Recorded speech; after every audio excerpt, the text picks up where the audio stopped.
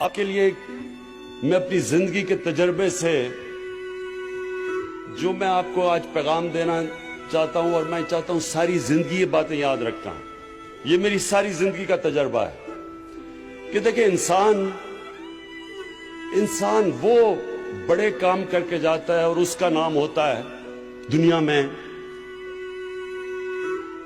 وہ نہیں ہوتا جس میں اللہ نے عقل زیادہ دی ہو، جس میں تعلیم زیادہ ہو، جو بڑے پیسے کے گھر میں پیدا ہو.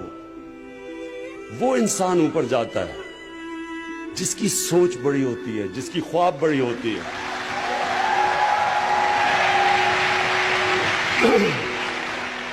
اس لیے آپ سب کے لیے، یا خواتین ہیں یا نوجوان ہیں، سب کے لیے آپ کے کہ یاد رکھنا، بڑی خواب، بڑی سوچ بڑی رکھنا.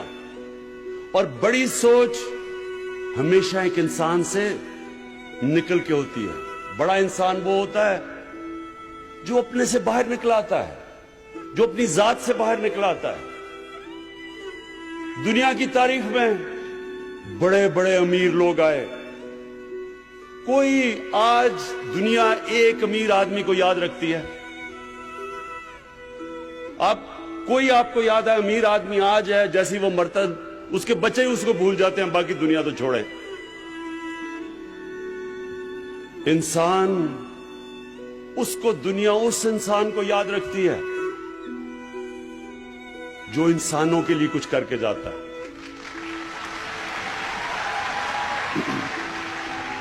اس لیے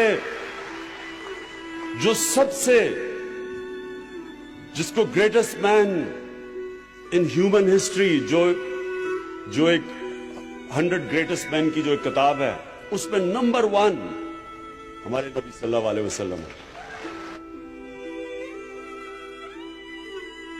اور ہمیں قرآن میں کہا گیا کہ ان کی زندگی سے سیکھو.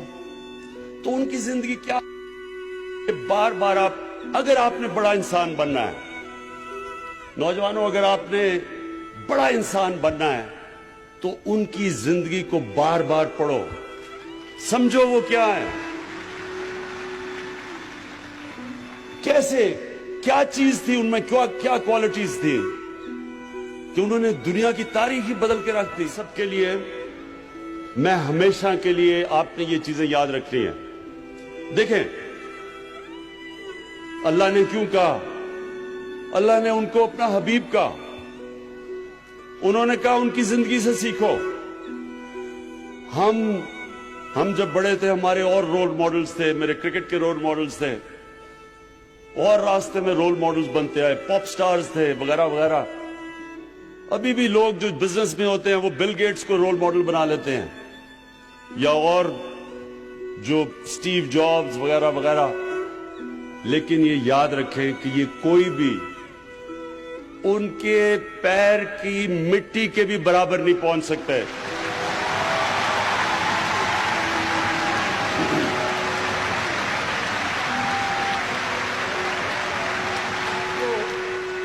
اب یہ یاد رکھیں کہ ان کی جو زندگی ہے وہ دنیا، یہ تاریخ کا حصہ ہے، ہسٹری کا حصہ ہے. ہمیں پتہ ہے وہ کب پیدا ہوئے، کب انہیں ہجرت کی، کب اس دنیا سے پردہ کیا، ایک ایک ڈیٹ پتہ ہے ہمیں. اب میں آپ کو ان ڈیٹ سے بتا رہا ہوں. میں کیوں کہتا ہوں کہ کوئی ان کا مقابلہ نہیں کر سکتا. 625 میں جنگ بدر ہوتی ہے. مسلمان صرف 313 لڑنے والے، ان میں سے سب کے پاس تلواریں بھی نہیں تھی. اور 636 11 سال کے بعد، یہ تاریخ کا حصہ ہے، میں آپ کو تاریخ بتا رہا ہوں، وہی مدینہ کے ریاست کے مسلمان جو اس وقت کی سپر پاور تھی، رومن ایمپائر، صرف 11 سال کے بعد بدر کے، جدھر صرف 313 لڑنے والے تھے، رومن ایمپائر کی جو بیزنٹائن ایمپائر کی جو سدرن لیجن تھی، وہ 1,00,000 فوجی تھے اور لیٹسٹ ہتھیار تھے ان کے. تو 11 سال کے بعد یارموک کی جنگ میں وہ گھٹنے ٹیک دیتے ہیں مسلمانوں کے سامنے.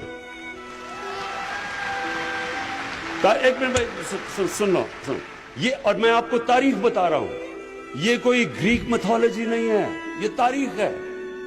اور 638 اس کے 2 سال کے بعد جو دوسری سپر پاور تھی پرشین ایمپائر، وہ قدسیہ کی جنگ میں ان کے سامنے گھٹنے ٹیک دیتے.